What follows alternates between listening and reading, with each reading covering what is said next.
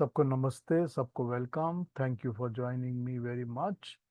हम गीता के 10th chapter में बात कर रहे हैं आज। अलग अलग प्रिंसिपल्स बता रहे हैं भगवान कृष्ण। एक छोटा सा मंत्र का टुकड़ा पढ़ता हूँ, फिर शुरू कर लेते हैं। ये उस दिन देख रहा था तो थोड़ा सा इसका पीस मैंने देखा। ये कहता है माम गता नाम दिधि था, ये नियंती परावतम। इसमें सीधा मंत्र का मतलब ये बैठ जाता है कि जैसे हम कहते हैं आरोह तमसा ज्योति, तमस से मेरे को ज्योति की तरफ लेके चलो। तो जो तमस और ज्योति है, इसकी बहुत सारी प्रार्थनाएं हम करते ही हैं, दूसरी भी करते हैं, तमसो मां ज्योतिर्गमय की। तो अब जब यहाँ कहते हैं तो हम इसको एक पेयर की तरह लेते हैं कि ये जो अंधकार और रोशनी है ये पेयर है। तमस और ज्योति एक पेयर है। उसी तरह जैसे कि ज्ञान अज्ञान एक पेयर है, विद्या अविद्या एक पेयर है, निराशा और आशा एक पेयर है, अंधकार और प्रकाश एक पेयर है। इसी तरह से ये सारा कुछ एक पेयर है। और उस पेयर में जो दूसरी चीज है, उस दूसरी चीज को हमेशा हमको अवॉइड करने की शक्ति परमात्मा दे। हम ये प्रार्थना परमात्मा से करते हैं। हम ज्योति को प्राप्त करें, हम ज्ञान के मार्ग पर चलें। भानुमन विही, भानुमन विही सूर्य के प्रकाश का हम अनुसरण करें। अब बात यह है कि हम प्रकाश का या रोशनी का या ज्योति का अनुसरण कैसे करेंगे, मतलब उसको फॉलो कैसे करें। अनुसरण का मतलब तो होता है फॉलो करना। ये तो हो नहीं सकता कि रोशनी आ रही है तो हम रोशनी के साथ साथ ऊपर उठ जाएंगे रोशनी में, या रोशनी के साथ हम ऊपर से नीचे आएंगे। ये सब तो होता नहीं। तो रोशनी को फॉलो करने का मतलब ही होता है ज्ञान के मार्ग पे चलना। प्रकाश को ढूंढना मतलब अंधकार को दूर कर। और हमारे लिए क्या अंधकार है? हमारे लिए जो अंधेरा है उसको हम दूर करने के लिए ही तो रोशनी करते हैं ना। तो हमारे लिए अंधेरा क्या है? हमारे लिए अंधेरा है ज्ञान का ना होना। अज्ञान ही हमारा अंधेरा है। तो उस ज्ञान अज्ञान को अगर हम दूर करते हैं तो हमको ज्ञान मिलता है। तो अब अज्ञान के साथ जुड़ी जुड़ी जितनी चीजें हैं इस दुनिया की, जिसके ऊपर की हम कॉन्स्टेंटली बातें करते ही रहते हैं, जब हम उनसे दूर हटते हैं, उनको दूर हटाते हैं, तभी हमारे अंदर प्रकाश आता है। जब तक हमारे अंदर अज्ञान भरा रहेगा, ज्ञान को जगह ही नहीं मिलेगी आने की। तो हटाना क्लीन तो पहले करना पड़ेगा। जब तक क्लीन नहीं करेंगे तब तक नया कुछ मिलेगा नहीं। और वो सीधी बात तो होती है ना, कि कहते हैं ना कि जो गंदा बर्तन होता है जिसमें धूल मिट्टी पड़ी है, उसमें तो आप दूध डाल के पीते नहीं ना। आपको पता है ना कि इसमें ऑलरेडी कुछ गंदगी पड़ी हुई है, तो उसके अंदर तो आप दूध डाल के पियोगे नहीं। तो आपको जब उसको साफ करना पड़ता है, तो वही बात है ना, मन को पहले अंदर से अपने आप को साफ करो, फिर नया ज्ञान मिलेगा। तो सफाई अभियान तो सबसे पहले करना पड़ता है, उसके बाद दूसरा कुछ मिलता है आपको। चलिए, छोटी सी बात हुई इस पर। हम लोग 10th चैप्टर पर थे। और मेरे विचार से हमने 9 नंबर तक कर लिया था, है ना? जी। नौ 9। नंबर तक हाँ। किया था। तो आज हम करेंगे 10 के बाद फिर 11 12 ये करेंगे। और 11 जो 12 जो है वहां से अर्जुन का बोलना शुरू होगा, वाच शुरू होगा। तो फिर ऐसा करते हैं कि 10 और 11 एक साथ पढ़ लेते हैं। उसके बाद फिर हम अर्जुन के श्लोकों को पढ़ेंगे। तो अरुणा जी, आप हमको 10 और 11 पढ़ के सुना दीजिए। जी। तेषां सततयुक्तानां भजतां प्रीतिपूर्वकं ददामि बुद्धियोगन्तं येन मामुपयान्ति ते तेषामेवानुकम्पार्थम् हाँ। अहमज्ञानजन्तमः नाशयाम्यात्मभावस्थो ज्ञानदीपे न हाँ। भास्वता। Thank you so much Aruna ji, thank you so much. ये तेषाम, तेषाम का मतलब उनका, उन लोगों का।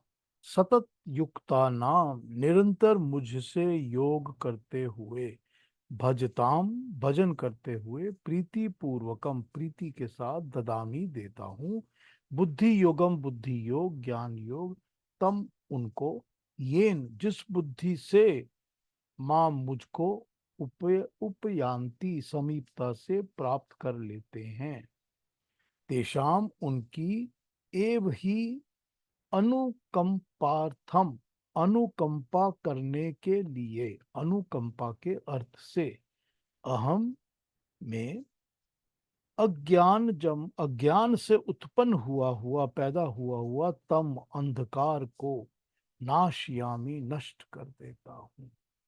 जो अज्ञान से अंधकार उत्पन्न होता है, तो अज्ञान से अंधकार ही उत्पन्न होता है।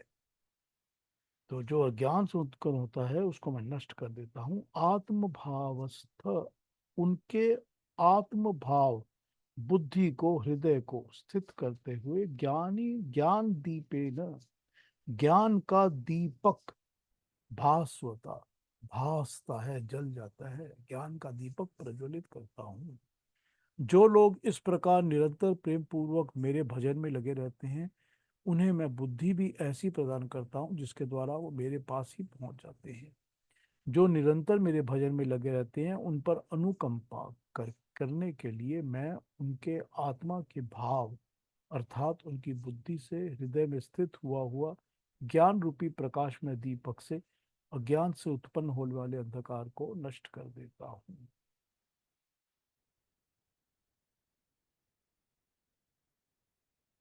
अब ये देखिए, गीता में जो बता रहे हैं यहाँ पर, कि मैं, जब आप आगे बढ़ोगे तो वो और आगे बढ़ेगा, यही बता रहे हैं आप।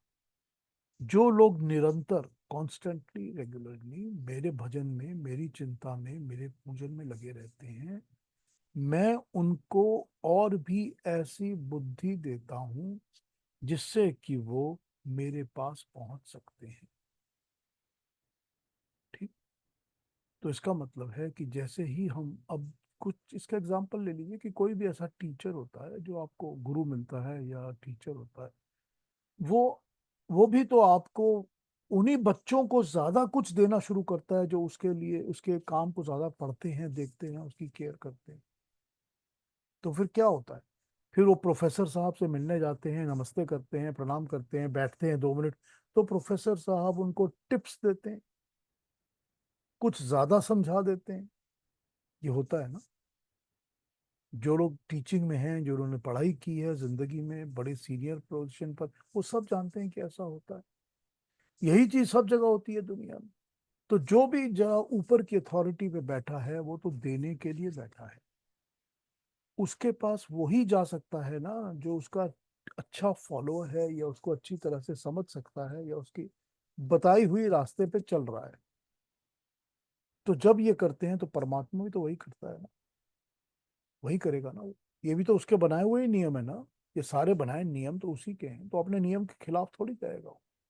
तो वो भी वही करता है, कि जैसे ही तुम मेरी तरफ बढ़ोगे, मैं तुमके लिए ऐसी बुद्धि प्रदान करूंगा तो मेरे और पास आ सकते हो। और जो, जिस किस्म की बुद्धि, जिस किस्म का हृदय है जिसके पास, जैसा ज्ञान जिसके पास है, उसको उसी तरह का आशीर्वाद मिलेगा, उसी तरह की गिफ्ट मिलेंगे, उसी तरह की दया मिलेगी, और वो उसी पथ पर आगे बढ़ेगा। उस रास्ते का अंधकार दूर होता जाएगा। यही बता रहे हैं। अब यहाँ पर आप देख लीजिए कि जो भी, जो साइंटिस्ट लोग हैं, या जो दूसरे पढ़ने वाले लोग हैं, या वो किसी और चीज में लगे हुए हैं, तो आप कहेंगे कि ठीक है, उनको वो मिलेगा, जिस चीज में वो लगे हुए हैं उनको वो मिलेगा ना। यही तो बता रहे हैं ना वो। दूसरी ट्रांसलेशन देखता हूँ, फिर और बात करते हैं इस पर। 10, ऑन दोज, पीछे की बत्ती नहीं चल रही आज।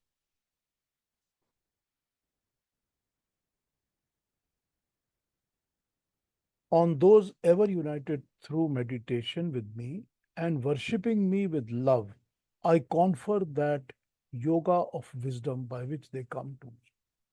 In order to bestow my compassion on them, I, dwelling in their hearts, dispel their darkness, born of ignorance by the illuminating lamp of knowledge.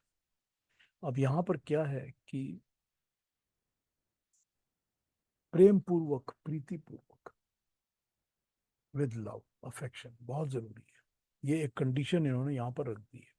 दूसरी चीज बता रहे हैं कि मैं उनकी इग्नोरेंस को लाइटनेस के साथ हटा देता हूँ। मतलब वही बात है ना कि अंधकार को मैं प्रकाश के साथ हटाता हूँ। वही तमस को हटाने के लिए प्रकाश की जरूरत है। और दो ट्रांसलेशन देखते हैं क्या है। 10 उन इस प्रकार मेरी चर्चा में दिन रात लगे हुए तथा प्रीति पूर्वक मेरा भजन करने वाले भक्तों को मैं ऐसी साक्षात कर सकने वाली बुद्धि प्रदान करता हूँ जिससे वे मुझ तक पहुंच जाते हैं। उन भक्तों पर कृपा करने करके ही मैं अपनी दयामय भावना में स्थित होकर जाज्वल्यमान ज्ञान रूपी दीपक से अज्ञान रूप अंधकार को नष्ट करता हूँ तथा भक्तों से करवाता भी हूँ। और भी देखते हैं एक।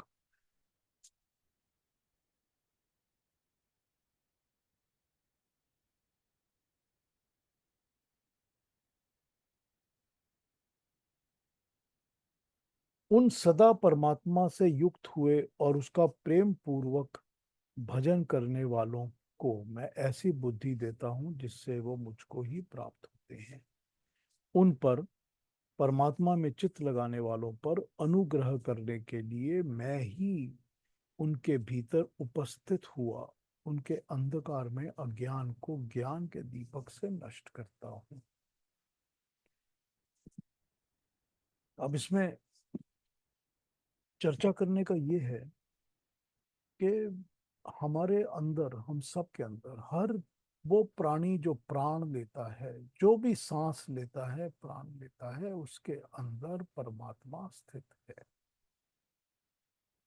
ये एक प्रिंसिपल है जिसको हमको मानना पड़ेगा, समझना पड़ेगा। जब हर प्राणी के अंदर परमात्मा स्थित है, तो जब प्राणी कोई एफर्ट करता है, चेष्टा करता है, कोशिश करता है, हमने पहले भी ये बात गीता में भी पढ़ी है और वैसे ही बताई है कि अंदर का हर एक आत्म बल तो वो परमात्मा ही देता है ना। जो करेज होता है वो परमात्मा देता है। मैं बस में ट्रेवल कर रहा हूँ और बस में जा रहा हूँ, पुरानी बात बता रहा हूँ, जो जिन दिनों में बसें चलती थी और बसों में चलते थे। बस में जा रहा हूँ और बस में खड़ा हूँ और मैंने देखा कि सीट खाली है और जाके बैठ गए। अब स्टूडेंट है हम लोग, दो तीन लड़के बैठे हुए हैं, उतनी देर में कोई औरत या कोई उम्र वाले आदमी आ गए, चढ़ के देखा कि वो खड़े हुए हैं, तो फिर क्या होता है? हम जैसे लोग क्या करते हैं? हम इमीडिएटली खड़े हो जाते हैं, अपनी सीट उनको दे देते हैं बैठने के लिए। ये क्या एक्ट है? ये बहुत ही एक छोटा सा नॉर्मल एक्ट है जो कि लोग करते हैं ताकि दूसरे को, उनको बैठने की जगह मिल जाए। हम तो खड़े रह सकते हैं, हम तो यंग थे लड़के, तो जो उम्र वाले लोग हैं या लेडीज हैं वो बैठ जाएं।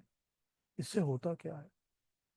इससे होता ये है कि नंबर वन, वो जो भावना है ना शिवैलरी की कि हमको अच्छा करना है, हमको करना चाहिए, तत्पर उसी वक्त इंसान के दिमाग में आती है बात, उठ के खड़ा हो जाता है। ये परमात्मा की देन है। और उसके बाद जब ये दिखता है कि हमने ये किया है, करने का जो संतोष होता है ना दिल के अंदर, मन में, दिल में एक खुशी होती है कि देखो मैंने एक अच्छा काम किया। उसमें शो ऑफ की कोई बात नहीं होती, शो ऑफ करने का कुछ नहीं होता। वो खुशी भी परमात्मा देता है। ये बहुत छोटी सी एग्जाम्पल है। जो हिम्मत करता है इंसान, उस इंसान के अंदर हिम्मत परमात्मा देता है। जो अकेला लड़ता है सारी प्रॉब्लम के साथ, उसको परमात्मा मदद करता है। जो उठ के खड़ा होता है कि मुझको ज्ञान प्राप्त करना है, मुझको तो 24 घंटे में से 14 घंटे पढ़ाई करनी है क्योंकि मुझको नॉलेज चाहिए, उसके भी तो अंदर से परमात्मा ही दीप्त करके उसको देता है ना, कि चलो तुम्हारे अंदर हिम्मत भी दे रहा हूँ, डेडिकेशन भी दे रहा हूँ। अब तुम लग गए हो काम में तो तुमको कोई भटकने की जरूरत नहीं है। सब चीजें तो, हर एक गुण तो परमात्मा देता है ना हमारे अंदर। तो भक्ति की भी तो यही बात है ना। जो ज्ञान की तरफ बढ़ेगा उसको परमात्मा ज्ञान देगा। जो अंधकार से हटने की चेष्टा करेगा उसको परमात्मा अंधकार से दूर करेगा, उसके लिए प्रकाश रोशन करेगा। तो तुम जितना 2 कदम तुम चलोगे तो 4 कदम मैं चलूंगा। ये तो वो गारंटी दे रहे हैं ना ईश्वर परमात्मा। इन चीजों को, किसी भी इस बात को जिंदगी में अमल करके देख लीजिए, लगा के देख लीजिए, हर बात एकदम सच्ची उतरे। आप सोच लीजिए कि मैंने भाई रोज दिन में, आज वो छोटी वाली जो बहुत तीखी वाली मिर्च आती है ना, 4 मिर्चें खानी। एक दिन करिए, आंख से आंसू निकलेंगे, 3 दिन 4 दिन करिए, फिर क्या होगा? फिर बोलेंगे अरे अब तो मैं आराम से खा लेता हूँ ना, अब तो मैं बड़े आराम से 4 के अच्छे खा लेता। तो जो कोशिश आप करेंगे उस कोशिश में आपकी मदद हो जाएगी। जो कोशिश करेंगे, चाहे अच्छी करें चाहे बुरी करें, वो परमात्मा तो आपके अंदर बैठा है ना। वो हर चीज में आपको बल देता है, हिम्मत देता है, शक्ति देता है, ताकत। यही तो बता रहे हैं ना भगवान कृष्ण, कि मैं बैठा हूं अंदर, पहचानो तो सही, रिकॉग्नाइज तो करो। रिकॉग्नाइज करके अगर मदद मांगते हो परमात्मा से, हे ईश्वर दया निधे भवत कृपया, तुम्हारी ही कृपया होती है ना हर चीज में। जब हम इससे ऊपर वाले से कृपा और दया मांगते हैं तो वो देता है ना। वो तो देने के लिए बैठा है ना। तो परम पिता परमात्मा है ना, उससे बड़ा तो हमारा माता पिता कोई है ही नहीं। तो जैसे हमारे माँ बाप हमको देते ही थे, वो भी वो देने वाला परमात्मा ही है ना, वो भी तो परम पिता है। वो तो देने को बैठा है। मांगो, मांग के देखो, मांगने के लायक बनो। लायक बनो, मांगो। दोनों चीजें बहुत जरूरी। और प्रीति पूर्वक। ये नहीं हो सकता कि आप उसके सामने खड़े होकर बस सोच कर कि हम परमात्मा को उल्टा सीधा बोल रहे हैं, कि हमने हड़ताल कर दी, तुमने क्यों नहीं दिया। ये तो हो नहीं सकता, क्योंकि फिर तो आपको लेना पड़ेगा प्रीति पूर्वक। तो प्रेम पूर्वक, श्रद्धा के साथ, श्रद्धा की शर्त तो पहले ही बता दी गई है। और विश्वास। तो जब विश्वास, प्रेम, प्रीति रहेगी, तभी परमात्मा से आपको आशीर्वाद मिलेगा। और ये एक बड़ा अजीब सा, क्या कहा जाए, फेनोमिनन है, कि जितना आप मांगोगे उससे ज्यादा ही मिलेगा। वो परमात्मा ऐसा ही देता है हमेशा। यही बोल रहे हैं यहाँ भगवान कृष्ण, कि जो जैसा होता है मेरे पास, जिस भक्ति से आता है मैं उसको उसी तरह देता हूँ। जो मेरे पास आता है मैं उसके अंधकार को दूर करता हूँ, उसके अज्ञान को मैं दूर करता हूँ। और अज्ञान को दूर करने के लिए मैं उसको ज्ञान का प्रकाश देता हूँ। तो अज्ञान, अंधकार, तमस, और ज्ञान, प्रकाश। तो इसी तरह से कंपेयर, या ज्योति। तो इसी तरह से कंपैरिजन करके अपनी बात को भगवान कृष्ण यहाँ समझा रहे हैं। ठीक है ना, आगे बढ़ जाए अब। ठीक, समझ आ गई? कोई बात, कोई क्वेश्चन पूछना है इसके बारे में या कुछ कहना है? पीयूष जी, सवाल हाँ। तो नहीं पूछना, लेकिन मुझे एक ऐसे मैंने सोच, ये जब सुन रही थी तब, कि भगवान जैसे हमें एक उन उन तक पहुंचने का रोड मैप ही दे रहे हैं। कि वो अगर हम पीछे पीछे जाए तो वो बोलते हैं कि अगर आपके पास बुद्धि योग ज्ञान होगा तो ही आप मुझे मिल सकते हैं, लेकिन वो ज्ञान भी मैं दूंगा आपको। ज्ञान मिलने के बाद भी ऐसे आप सोच नहीं सकते कि मैंने मेहनत से कमाया, मैंने मेहनत नहीं। इफ यू अधिकारी हो गए हो तो वो डिसाइड करेगा कि आपको मिलेगा कि नहीं। और वो अधिकारी होने के लिए भी उन्होंने कहा है कि कंसिस्टेंसी, सतत, सतत युक्ता नाम।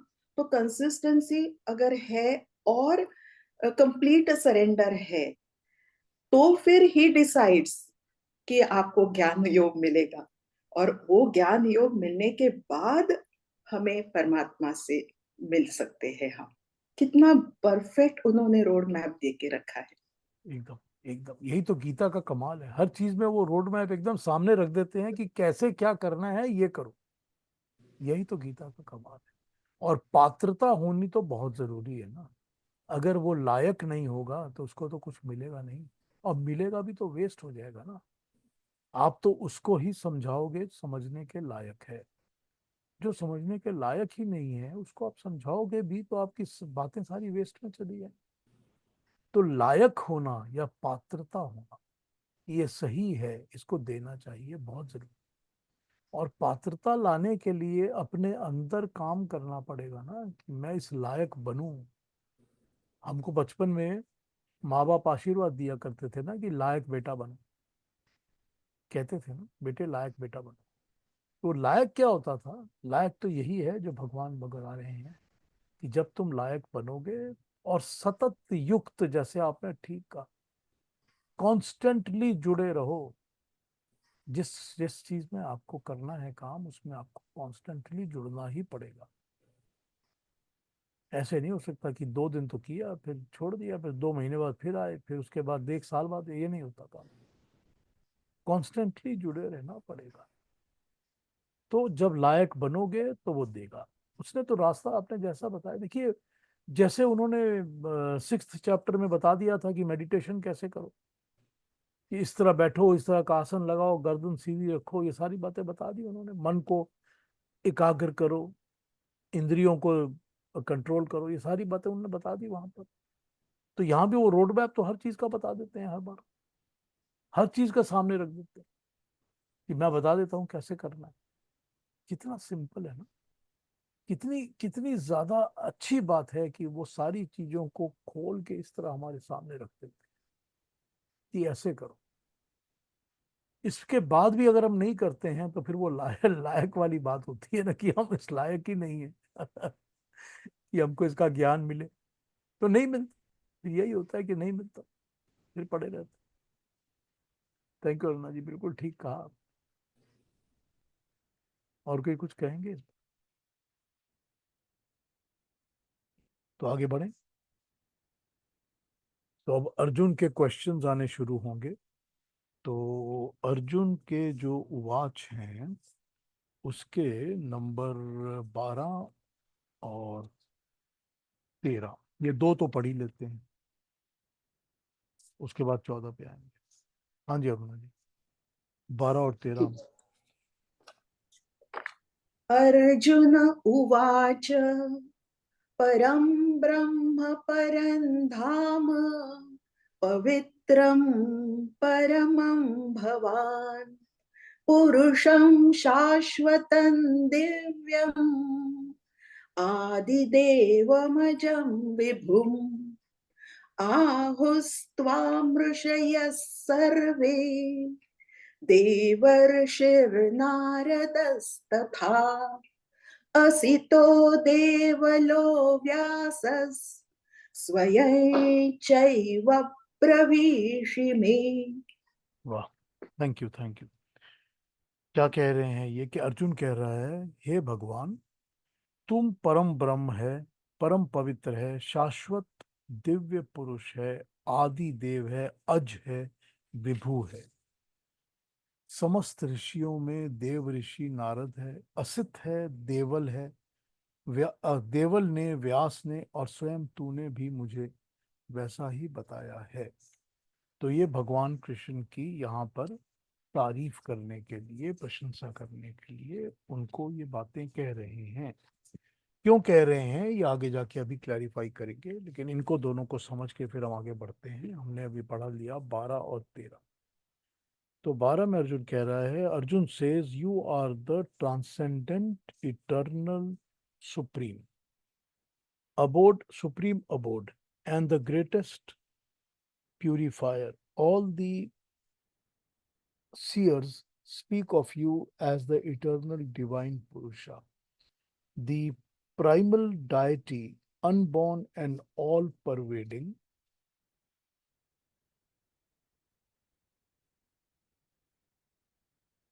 Likewise, speak the celestial sage Narada, the sages Asita and Devala, and the great sage Vyasa, and yourself to proclaim this to me. और देखिए फिर इस पर बात।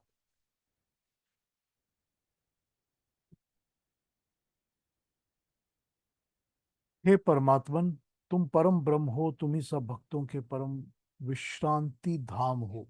आप ही सब पवित्रों में परम पवित्र हो। आप ही को शाश्वत दिव्य आदि देव अजन्मा विभु पुरुष कहते हैं। शाश्वत दिव्य आदि देव अजन्मा विभु।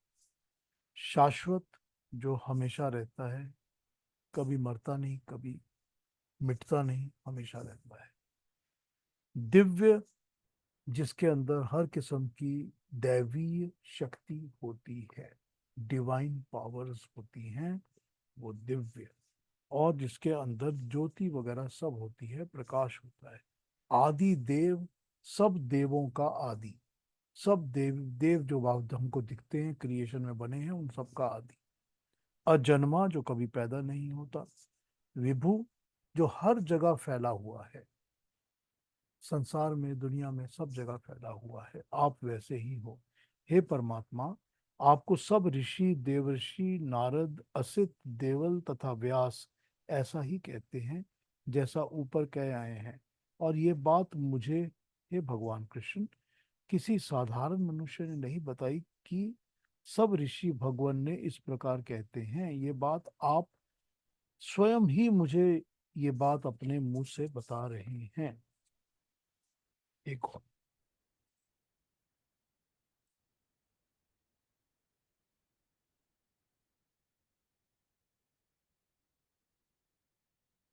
अर्जुन उवाच।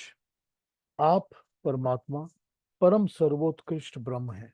आपका निवास स्थान परम बहुत महान है और पवित्र है, क्योंकि आपसे सब ऋषि जन, सनातन, दिव्य पुरुष आदि देवगण उत्पन्न हुए हैं।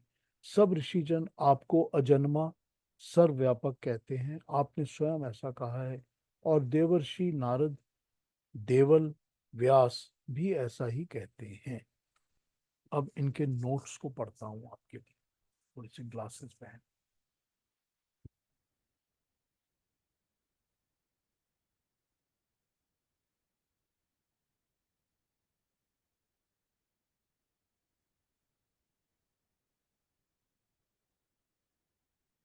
गीता के अधिकांश अध्यायों और श्लोकों में जहां जहां भी भगवान कृष्ण ने माम, मम, मया ऐसे शब्दों का प्रयोग किया है, वहां उसका अर्थ परमात्मा परक है। वो अपने परमात्मा की तरफ से ये बात कह रहे हैं। श्री कृष्ण यदुवंशीय मनुष्य वसुदेव के पुत्र थे। और गीता में कहा है कि परमात्मा अव्यक्त और अव्यय है। इस कारण जहाँ माम, मम इत्यादि शब्द आए हैं, उनका अर्थ परमात्मा ही है। वासुदेव इत्यादि शब्द अव्यक्त अव्यय तत्व के अर्थ में प्रयुक्त हुए हैं। वहां वे परमात्मा परक हैं। वासुदेव यानी कि वसुदेव के पुत्र कृष्ण के लिए नहीं है। इसके लिए महाभारत का अपना प्रमाण है। महाभारत में श्री कृष्ण स्वीकार करते हैं कि उन्होंने गीता प्रवचन योग युक्त अवस्था में कहा था। योग युक्त अवस्था का मतलब है जीवात्मा परमात्मा से जुड़ा हुआ होता है।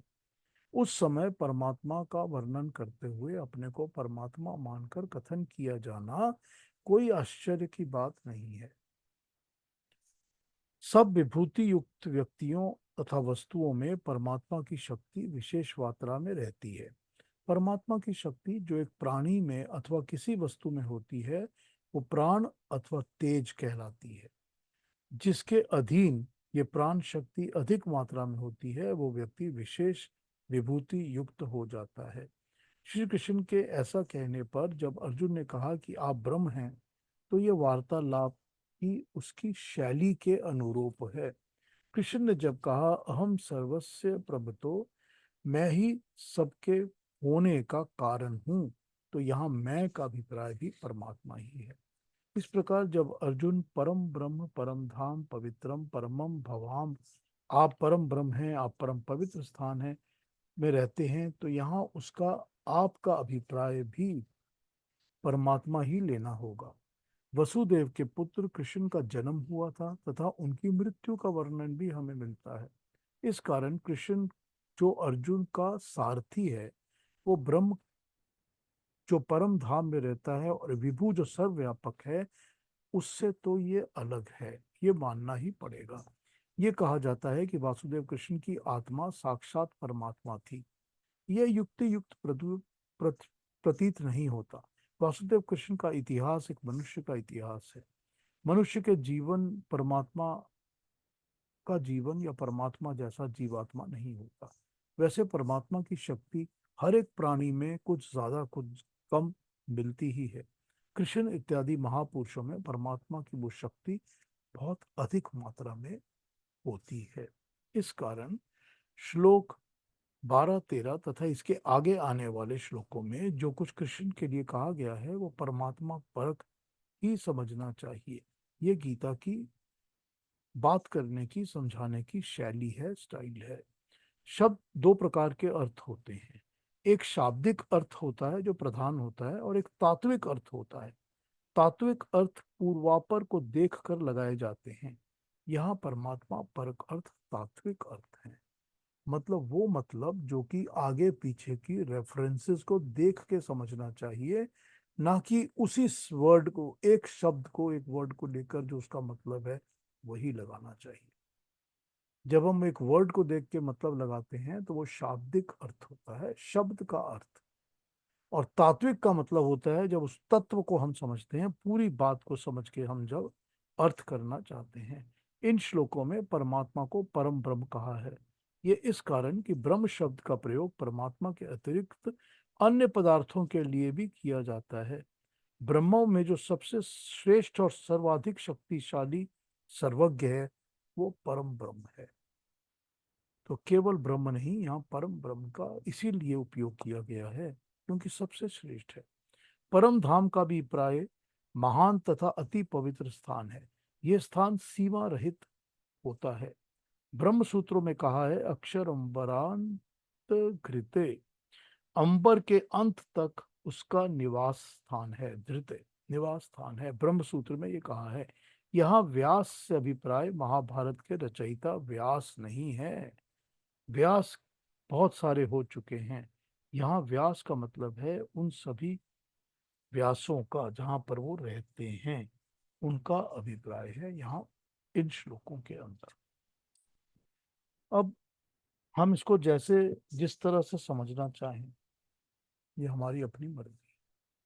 आप इसको जैसे लेना चाहें आप उसको वैसे लें। मैंने आपको अलग अलग ओपिनियंस पढ़ के बता दिए हैं कि कौन से विचारक इसके बारे में क्या सोचते हैं या क्या समझते हैं, वो मैंने आपको पढ़ के बता दिया। अगर आप ये समझना चाहते हैं कि यहाँ पर जो व्यास है वो उस व्यास ऋषि की बात कर रहे हैं जिसने कहा कि भगवान कृष्ण बहुत गुणी और अच्छे हैं, तो ठीक है, मतलब लगा सकते हैं उसका भी। या आप ये लगा सकते हैं कि व्यासों में वो व्यास जो कि जिसका कोई अंत नहीं है, जो परम ब्रह्म वही है जो कि सारे संसार में रहता है, जिसकी सीमा का कोई भी अंत नहीं है, सीमा रहित है। उसको आप समझ लीजिए कि उसकी प्रार्थना और उसकी पूजा हो रही है या उसके बारे में बात कही। तो यहाँ पर जो अर्जुन है वो एड्रेस कर रहे हैं, तो जब वो परम ब्रह्म की बात करते हैं, अजन्मे की बात करते हैं, दिव्य की बात करते हैं, तो वो परमात्मा की बात कर रहे हैं। या ये कह रहे हैं कि तुम जिस तरह से परमात्मा को रिप्रेजेंट करके बातें कर रहे हो, मैं भी उसी तरह से तुमको परमात्मा का रिप्रेजेंटेशन समझकर ही तुमसे बातें कर। तो इसको आप दोनों तरह से देख सकते हैं, इन बातों को, इन श्लोकों को। ठीक है, तो आगे बढ़ जाएं, और भी दो श्लोक कर लें। टाइम तो है अभी हमारे पास। तो अभी हमने किए हैं 13 और 14, नहीं 12 और 13। तो 14 और 15 दो और पढ़ दीजिए हमारे। जी। सर्वमेतद्रुतं मन्ये यन्मां वदसि केशव, न हि ते भगवन् व्यक्तिं विदुर्देवा न दानवाः। स्वयमेवात्मनात्मानं वेत्थत्वं पुरुषोत्तम, भूतभावन भूतेश देवदेव जगत्पते। Thank you very much. Number 14 हमें बता रहा है कि हे केशव, जो कुछ तू मुझे कह रहा है, इस सब को मैं सत्य मानता हूँ। भगवान, मैं तेरे व्यक्तित्व को न देव जानते हैं न दानव, तेरे व्यक्तित्व को ना तो देव जानते हैं न दानव। हे पुरुषोत्तम, हे जड़ चेतन के उत्पन्न करने वाले भूत भावन, हे जड़ चेतन के स्वामी भूतेश, हे देवों के देव, जगत के स्वामी, तो स्वयं ही अपने द्वारा अपने आप को जानता है। तो 14 में सर्वम सबको, एतत् इसको, ऋतम सत्य, ऋतम, यहाँ ऋतम को सत्य बताया है, ऋत को सत्य माना है। मन ये मानते हुए, यत जो कुछ भी है, मुझे वदसी कहता है, हे केशव, तेरा भगवान व्यक्तित्व को, स्वरूप को विदु जानते हैं विद्वान। देव लोग और ना ही दानव लोग, ना विद्वान जानते हैं ना दानव तेरे सत्य रूप को नहीं जानते। तू ही स्वयं उनको जानता है। आत्मनम, आत्मा को अपने आप वेत्थ जानता है। त्वम, तू पुरुषोत्तम, पुरुषों में उत्तम, भूत भावन, जड़ और चेतन को उत्पन्न करने वाले, भूतेश, हे जड़ चेतन के स्वामी, देव देव, हे देवों के भी देव, जगत पत्ते, संसार के पति। आइए इसके दूसरी ट्रांसलेशंस भी देखते हैं।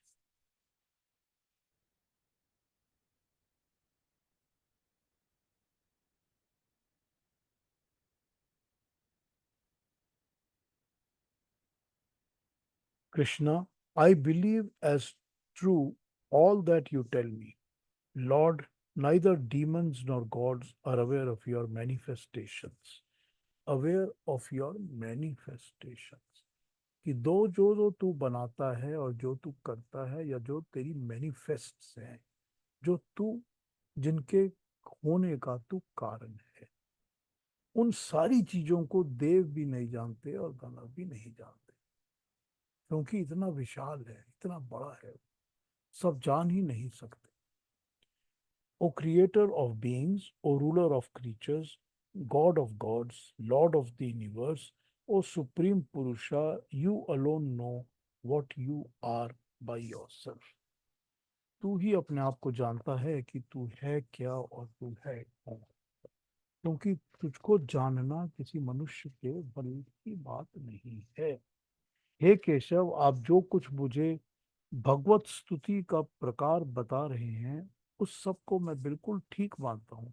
इसीलिए आपके उपदेशानुसार मैं भगवान की स्तुति इस प्रकार करता हूँ। हे भगवान, तेरे स्वरूप को ना तो देव जानते हैं और ना दानव।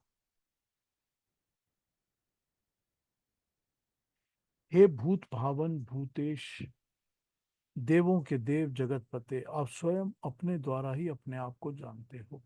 परमेश्वर के गुण गानों की पूरी चर्चा तो मनुष्य कर नहीं सकते, ना देव कर सकते हैं ना दानव कर। इसमें भी देख लेते हैं क्या है। हे केशव, जो कुछ आपने मुझे कहा परमात्मा के विषय में, वो सब कुछ मैं सत्य मानता हूँ।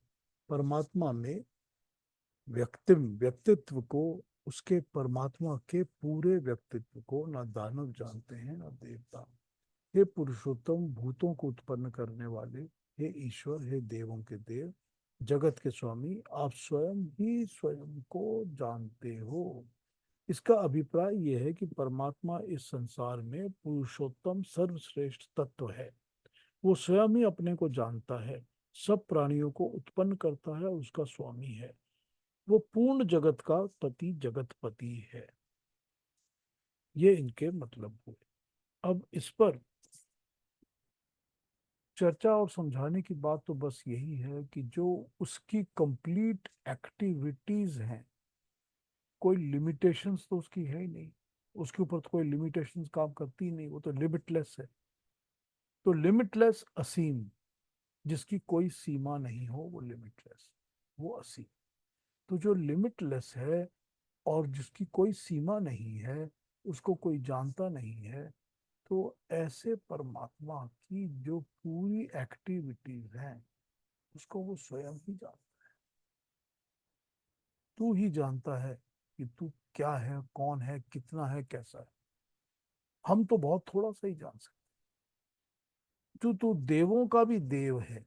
हमने जिसको भी देव समझ लिया, या जिसको भी हम दिव्य शक्ति वाला समझते हैं, दिव्य पुरुष समझते हैं, दिव्य समझते हैं, उन देवों का भी तू देव है। तो जब तू उन देवों का भी देव है, तो तू देव भी तो तुझको नहीं जानते, क्योंकि उनका भी तो कारण तू है। जिसका तू कारण है वो तेरे को पूरी तरह कैसे जानेगा।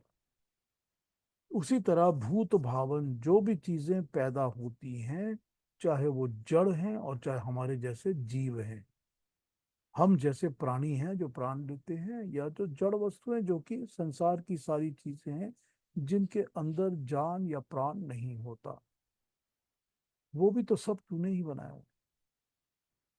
तूने ही तो इन सबको पैदा किया हुआ, बनाया हुआ। और तू ही सब चीजों का भूतेश है। सब चीजों का तू ही परमात्मा है। तो तेरे जो भी गुण हैं, तेरी जो भी शक्ति है, हमको तो बहुत छोटा छोटा परिचय मिलता है। हम तो इतना थोड़ा सा जानते हैं तेरे को। जो तू बता रहा है वो ठीक है, वो सब सत्य है। जो भी तू बता रहा है वो सब सत्य है। मगर हम जितना भी जानते हैं, हम सब जो भी मिलकर भी जो जानते हैं, उन सब से ज्यादा तू जो है वो तू अपने आप को ही जानता है। पूरी तरह से तो सिर्फ तुम ही अपने आप को जानते हो। इसका सत्य क्या है, इसका क्या नहीं है, जितने ऋषि मुनि जो भी हुए हैं, सब तुम्हारा ही गुणगान करते हैं, सब तुम्हारा ही नाम लेते हैं, सब तुम्हारे ही आगे नतमस्तक होते हैं, सिर झुकाते हैं।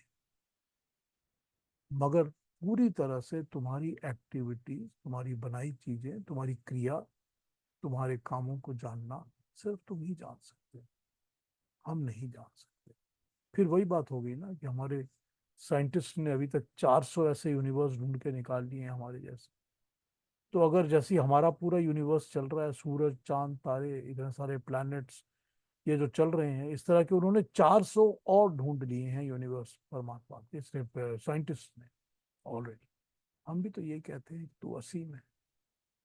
400 तो साइंटिस्ट को मिल गया, नहीं पता नहीं और कितने 100 आगे घूम रहे हैं, हमको तो पता ही नहीं। तो जो उसकी पूरी मैनिफेस्टेशन है, उसकी जो पूरी कर्तृत्व है, काम है, किया हुआ है, बनाया हुआ है, वो वही जानता है। तेरी बातें तू ही जाने, हम क्या जानेंगे। हमारी तो सोच और समझ की भी लिमिटेशन है। हम तो उस लिमिटेशन से ही सोच और समझ सकते हैं।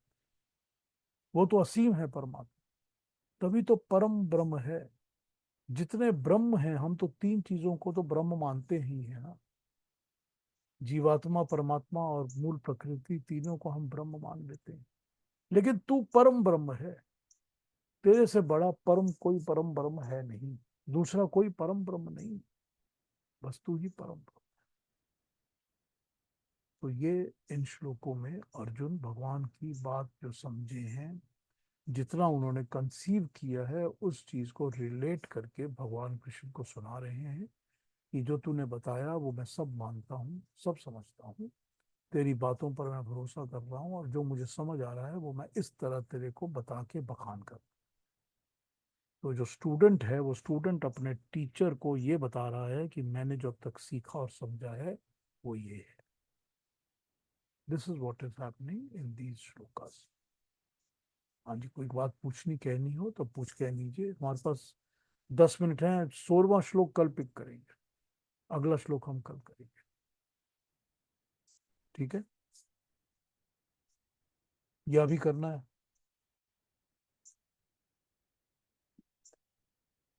देखता हूँ 16 में क्या है। 16, 17, उसके बाद 18, तीनों श्लोक अभी अर्जुन के ही श्लोक हैं। फिर 19 से भगवान की बात शुरू होगी। 16, 17 कल कर लेंगे। अभी कोई बात पूछनी कहनी हो तो पूछ लीजिए, कुछ पूछना हो, कोई कमेंट्स हो तो बोलिए।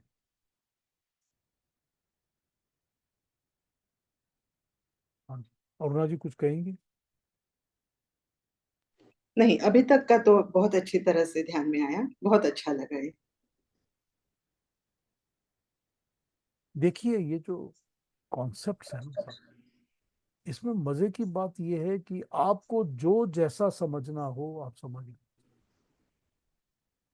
ये बहुत बड़ी बात होती है, बहुत बड़ी बात होती है। हमारे यहाँ कोई डिक्टाट नहीं है कि यही करना पड़ेगा। ऐसा कुछ नहीं है। जो मैंने कह दिया उसको नहीं मानोगे तो गला काट दिया जाएगा, हमारे यहाँ ऐसा कुछ नहीं। जो जितना समझ में आए तुमको वही मिल जाएगा, तुम वही प्राप्त करोगे, तुम्हारे पास फिर भी परमात्मा मिलेंगे, फिर भी तुमको वही कुछ मिलेगा। जो जिसको जैसे समझना, जिसकी जैसी बुद्धि है वो ठीक है। हर एक की तो एक जैसी बुद्धि होती नहीं, तो हर तो इंसान एक जैसा समझ नहीं सकता। All size, one size will fit everybody, ये तो होता नहीं। तो जब one size does not fit everybody तो क्यों धक्का जबरदस्ती करने की जरूरत ही नहीं है। तो सबको ये अपना। ये आप जो बता रहे हैं ना, ये कभी मैंने सुना था, पढ़ा था कि spirituality, the field of spirituality, you never, there is never such saying as you should. You should कभी नहीं होता, यू कुड होता है। हाँ, आप कर सकते हो, आपको करना चाहिए नहीं। इट्स नॉट यू शुड, लेकिन यू कुड हमेशा रहता है। देखिए आंख बंद करके परमात्मा का नाम लीजिए, 2 मिनट तक आप पूजा कर लीजिए, उसका स्तुति कर लीजिए। मैं कोई आपके ऊपर फोर्स तो कर ही नहीं सकता। कि आप जब आंख बंद कर रहे हैं तो आपके मन में, दिमाग में, जहन में क्या ख्याल घूम रहा है ये तो किसी को पता ही नहीं। कि उस परमात्मा के सिवा तो किसी को पता नहीं। तो it cannot be forced upon anybody. आप जिसके ऊपर फोर्स कर रहे हो वो भी तो नहीं कर रहा ना। चुप हो जाएगा, मानेगा नहीं, बोलेगा नहीं, वो दूसरी बात है, लेकिन कर तो वो भी नहीं रहा। तो शुड की तो बात है ही नहीं, मस्ट की तो बात है ही नहीं। कोई भी सवाल ही नहीं पैदा होता। क्योंकि हर इंसान अलग होता है, उसकी सोच अलग होती है। मतलब इसमें सारे के सारे में मजे की बात यह है कि प्रकाश ज्ञान का, परमात्मा का सबके लिए अवेलेबल है। चाहे जैसी भी स्थिति है, जैसा भी इंसान है, जो भी है, जिस मर्जी तरीके से वो समझ रहा है बातों को, अवेलेबल सबके लिए है। अवेलेबल सबके लिए, सब इसको अवेल कर सकते हैं, सब उसका हाथ में कर सकते हैं। वो परमात्मा जब अपने अंदर बैठा है, हर एक के अंदर है, तो कैसे हो सकता है कि वो किसी को तो अवेलेबल है किसी को नहीं है? कैसे हो सकता? फिर तो जो उसकी अपनी थ्योरी है, जो बता रहे हैं कि सबको समभाव से देखो, सबको इक्वल समझो, तो उसकी अपनी थ्योरी कॉन्ट्राडिक्ट हो जाएगी। ये तो हो ही नहीं सकता। जब ये नहीं हो सकता तो ये समझो कि परमात्मा क्या बता। तो ये यहाँ पर बड़ी यूनिक बातें हैं जो हम गीता में पढ़ते हैं, और यही बातें सारी शाश्वत हैं, जो कि हमेशा रहती हैं और हमेशा रहेंगी। इनको कोई मिटा ही नहीं सकता। चाहे जितना मर्जी आप दूसरे किस्म की बातों को, दूसरे किस्म के लोगों को, बोलने वालों को सुन लें, समझ लें, लेकिन इन चीजों को तो आप अनट्रुथ तो कर ही नहीं सकते, क्योंकि ये यूनिवर्सल ट्रुथ है। ये हर हर एक लिविंग बीइंग पर अप्लाई होता है। हर लिविंग बीइंग अप्लाई होता है। तो जिसके अंदर प्राण है उसके अंदर परमात्मा है, और जिसके अंदर परमात्मा है वो इक्वल भाव में सब सबके लिए है। ये दूसरी बात है कि इन्होंने कहा कि किसी किसी महापुरुष पर परमात्मा की अनुकंपा ज्यादा होती है, तो उसके लिए भी तो लायक बनना पड़ता है ना। तो जो लायक है उसको ज्यादा मिला है ना। जो ज्यादा पढ़ता है, लायक बच्चा है, उसको 99% मिले हैं ना। तो जो लायक नहीं है उसको तो 60% ही मिलेंगे ना, 40% ही मिलेंगे ना। फिर ये तो लड़ाई नहीं हो सकती ना कि भाई आपने इक्वल नहीं देखा सबको।